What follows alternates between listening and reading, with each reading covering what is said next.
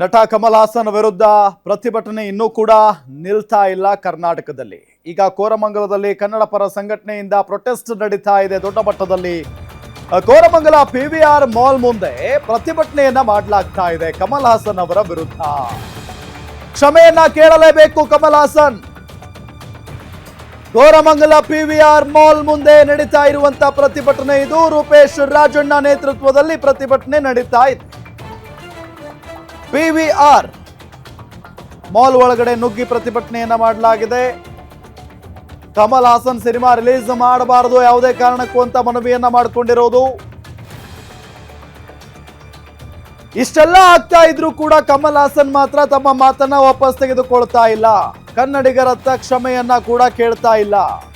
ನಾನು ಹೇಳಿದ್ದೇ ಸರಿ ಇದೆ, ನಾನು ಬಹಳ ಪ್ರೀತಿಯಿಂದ ಭಾಷೆ ಬಗ್ಗೆ ಮಾತನಾಡಿದ್ದೇನೆ ಅನ್ನೋ ನಿಟ್ಟಿನಲ್ಲಿ ಅವರ ಹೇಳಿಕೆಯನ್ನ ಸಮರ್ಥನೆ ಮಾಡ್ಕೊಳ್ತಾ ಇದ್ದಾರೆ. ಇದೆಲ್ಲದರ ನಡುವೆ ಈಗ ಎಲ್ಲ ಕಡೆಯೂ ಕೂಡ ಹೋರಾಟ ದೊಡ್ಡ ಮಟ್ಟದಲ್ಲಿ ನಡೀತಾ ಇರೋದು. ಈಗ ರೂಪೇಶ್ ರಾಜಣ್ಣ ಅವರ ನೇತೃತ್ವದಲ್ಲಿ ನಡೀತಾ ಇರುವಂತ ಪ್ರತಿಭಟನೆ ಇದು. ಕೋರಮಂಗಲ PVR ಮಾಲ್ ಮುಂದೆ ಪ್ರತಿಭಟನೆ ಮಾಡಿರೋದು. ರೂಪೇಶ್ ರಾಜಣ್ಣ ನೇತೃತ್ವದಲ್ಲಿ PVR ಮಾಲ್ ಒಳಗಡೆ ನುಗ್ಗಿ ಪ್ರತಿಭಟನೆಯನ್ನ ಮಾಡಲಾಗಿದೆ. ಕಮಲ್ ಹಾಸನ್ ಸಿನಿಮಾನ ಯಾವುದೇ ಕಾರಣಕ್ಕೂ ಈ ಮಾಲ್ನಲ್ಲಿ ರಿಲೀಸ್ ಮಾಡೋ ಹಾಗಿಲ್ಲ ಅನ್ನೋ ನಿಟ್ಟಿನಲ್ಲಿ ಹೇಳಿದ್ದಾರೆ. ಜೊತೆಗೆ ಮನವಿಯನ್ನ ಕೂಡ ಮಾಡಿಕೊಂಡಿದ್ದಾರೆ.